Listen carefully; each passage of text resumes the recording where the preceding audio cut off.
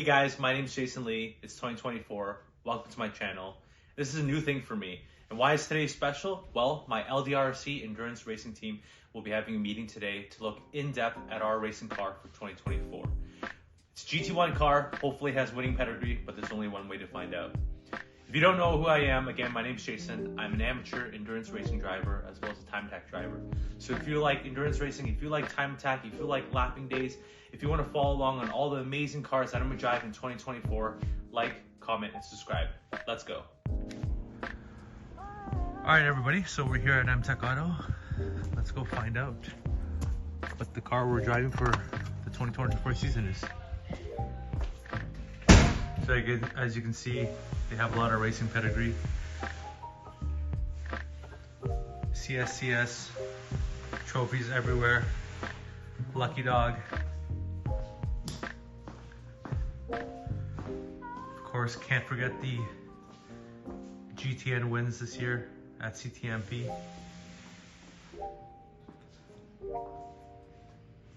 So at any given day at MTech, there's always going to be something cool. Check out this Mini. CSCS street class, looking pretty aggressive. We got this track build M2C. Got the nice AP brakes. It's got a seat.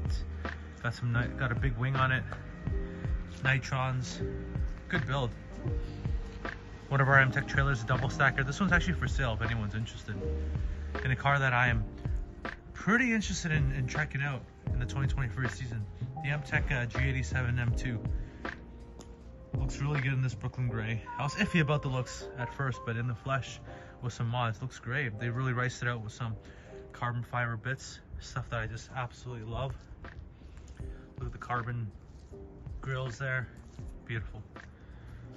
All right, let's go find that Lucky Dog car. All right, we're standing here in front of the car. It is red. Is everybody ready? It's none other than the Ferrari F430 Challenge race car. I cannot wait till my teammates see this. Chuck is not gonna be happy. This thing is beautiful. We're gonna be running it on slicks and GT1 class. Let me just kind of walk you through it. Of course, it has a full cage, has some factory aero, flat bottom. Fire suppression, of course. We have the dry brake for the quick fueling. This thing's gonna last more than 2 hours, even in the 400 or 500 horsepower map. We can go all the way up to 600-700 if we wanted to. Of course, we have air jacks just to flex and change the tires quickly. But yeah, I can't wait to be racing this in Lucky Dog. Okay, it's not the Ferrari F430, but if you've been following me on Instagram, you know the car. It's a TT MTech Cup car build, and I'm gonna show you what makes it so special, what it started life as, and where it's headed. First, boom, shout out to BMW boys. Clean E46, love it. Let's go inside, let's go check out the GT.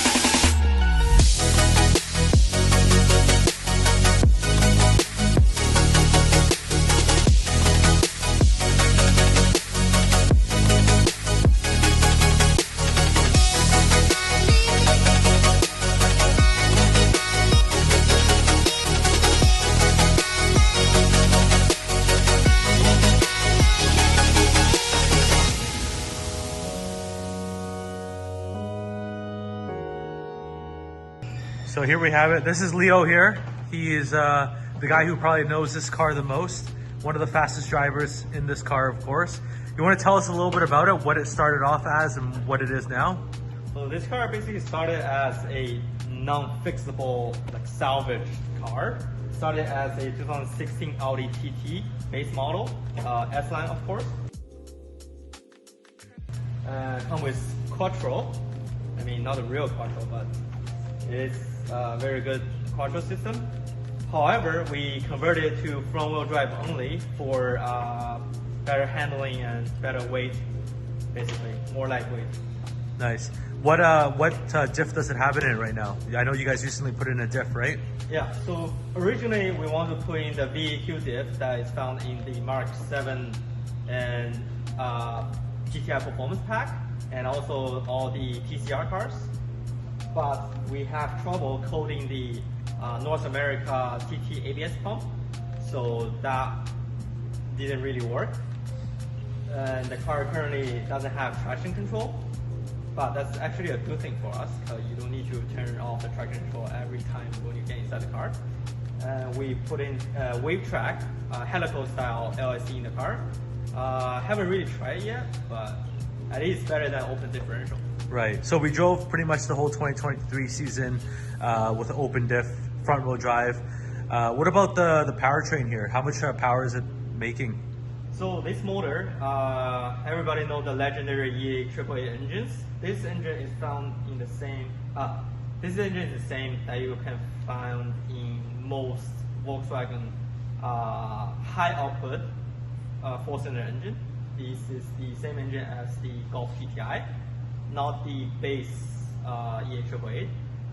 So we fit it with a Golf R turbo from HGA Motorsport. So it's a refreshed IS38 turbo. This motor is capable of pushing to around 350 wheel horsepower, but for a endurance standpoint, we detune it to 270 horsepower right now. But we're gonna detune it more because last year we found that even with 270 horsepower, it's already way too overkill for all the other competitors. So this year we're gonna detune it down to around 200, 210-ish wheel horsepower for basically fit in a better class. Right. Can we open up the hood here and can you show us some of the cooling that you've done? Sure. So we have the best like race car modification brand that you can find on the market. Home Depot. Best automotive like race car parts. Show us the Home Depot stuff. So the hood obviously is all custom. So we trim out all the unnecessary waste.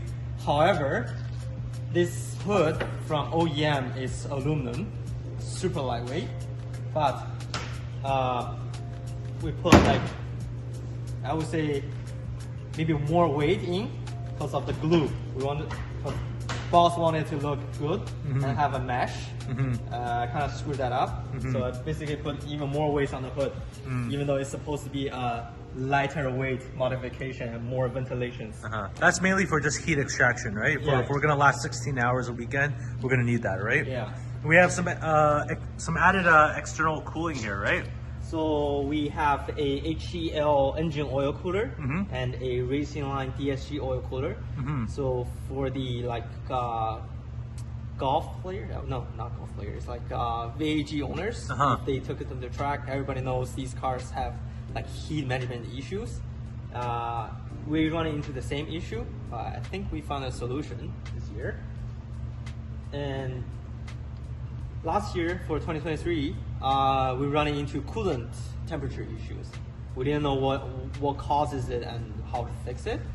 But after some research, we kind of know what it is, because it's actually a common like problem with this engine that we didn't really know about, because we never think of that. We thought it was just pure hard track driving causing the coolant to overheat.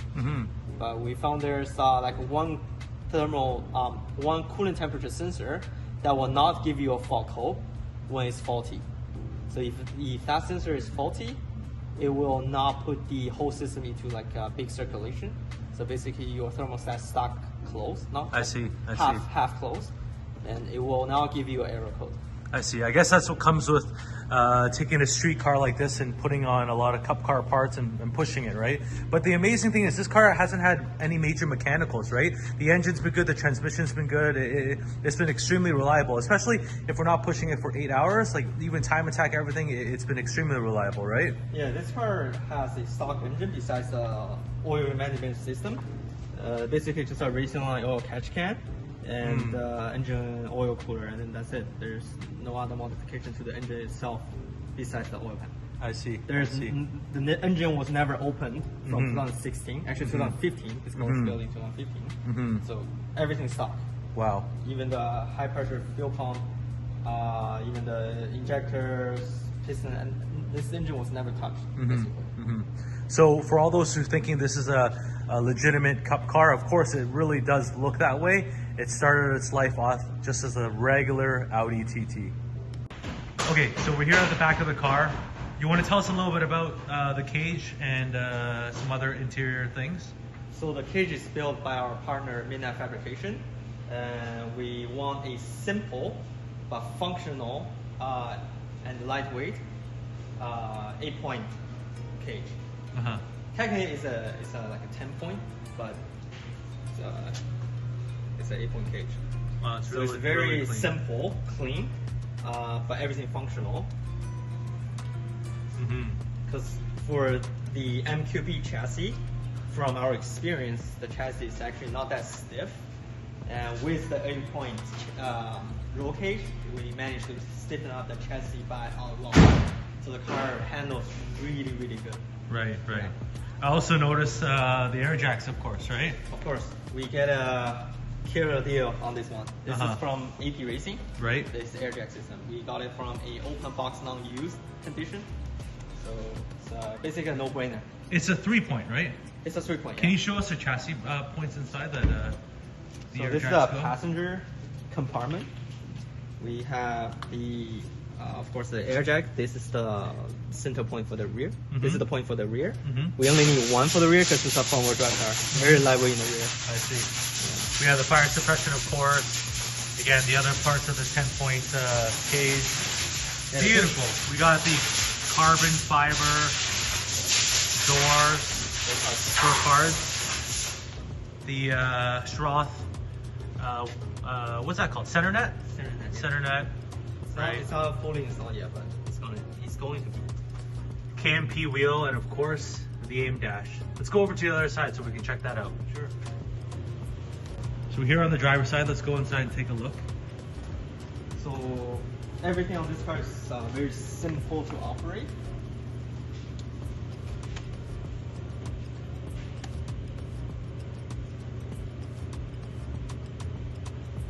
Right now we still kept the original dash because this car requires a OEM dashboard to be able to start the car, which we want to somehow remove it or hide it to a better place to prevent it got damaged. Because if it got damaged, the car wouldn't even start. And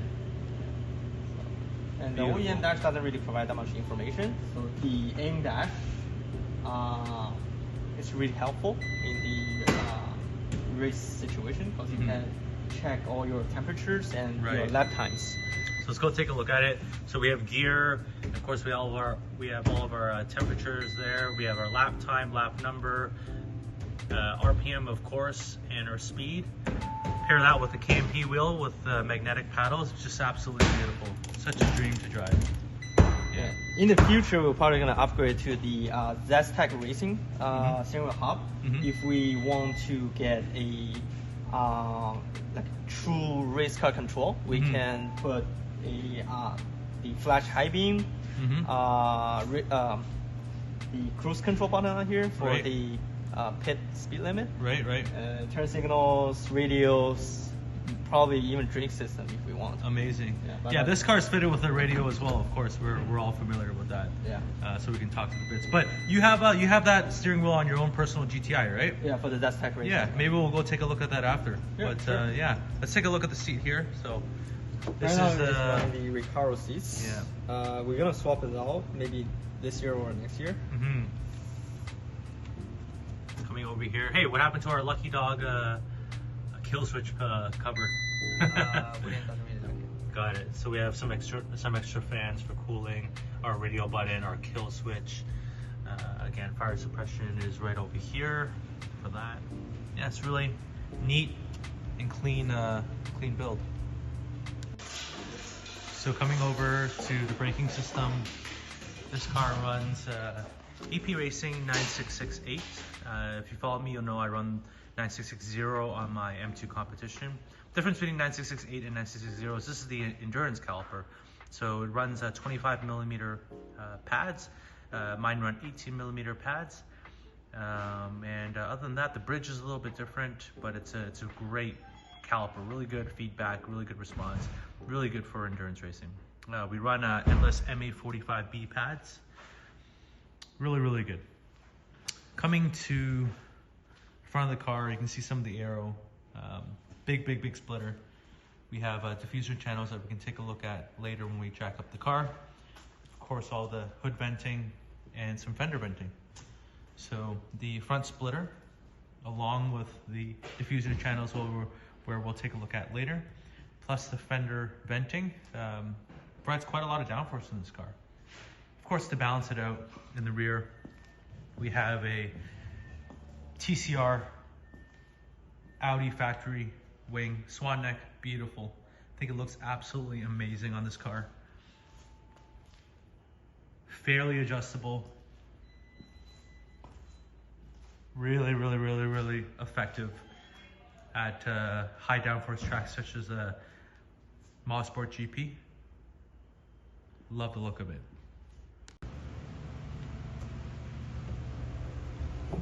Okay, getting out of this car is not the coolest thing ever, especially if you're trying to get out and have that 5-minute quick pit stop. So first thing is you gotta take the steering wheel off. Okay, slide the seat all the way back.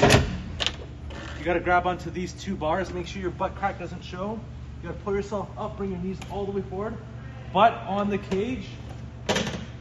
Turn, get your left leg out first, and then right leg. There you go. That's how you pick up the ladies at Lucky Dog. There you go. Okay, we got the car jacked up now. Let's take a look underneath. You wanna lead us through kind of what's going on under here, some of the aero elements, and what else has been done to it? Sure. So we are running a off-the-shelf carbon board, and then we custom shape it to a splitter. We use the Professional Awesome Racing, or what's the company called? Diffusers, splitter tunnels. So that goes right into the wheel well, right? Yeah. Yeah, So and where they vent to the fenders, yep. This creates so much downforce. So before, without this diffuser, we cannot do full throttle turn 4 at GP. Now with this diffuser, we can do full throttle, and I think it's capable even more speed. So if we put more horsepower, we can still do full throttle turn 4 at Mosport. Interesting fact about this car: after we installed the diffusers, essentially it's faster at the bottom of turn 4 than it is at the end of the back straight, turn 8, before turn 8. Yeah, it is. So that's an amazing addition. Yeah.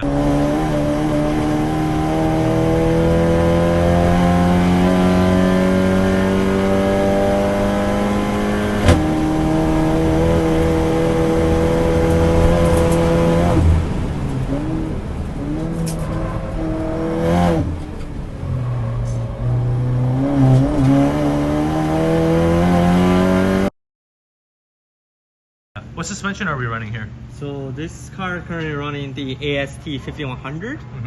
Fun fact, this suspension was never rebuilt since 2019. Okay. It was originally on my Audi S3 from 2019. Winter driven it, beat the hell out of it, and I sold it to another guy who running a Golf R.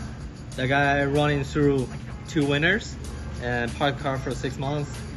Race it for a whole year and never built, just straight on this car. Now it's made its way into our TT endurance car. Can't quite see it, but it's there. It's there. It's there. It's there. It's there. Maybe we'll see it from the backside. Yeah, but that's just kind of shows. I mean, it's not flat bottom, but it's pretty flat-ish. Flat-ish. We can put the OEM cover back. It will actually smooth out the undertray. Right. But yeah, also we got some brake cooling ducts here. This is the R3 brake cooling ducts. Yeah. It's not much, but it does the work. Right. And then also from the front, we also have some brake cooling ducts that feed some cool air to the brakes there. So yeah, let's head over to the back. We'll be able to see the suspension there at least. Let's go to the back here. This is so JDM. I like it. We just did a rear diffuser, delete diffuser. Right. Yeah, so it basically reduce drag. Right. I think it works. I hope it works.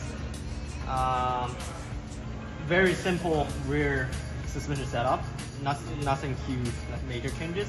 We still uses all the like OEM geometry. We didn't do modification to the subframe to accomplish better roll center, that kind of stuff.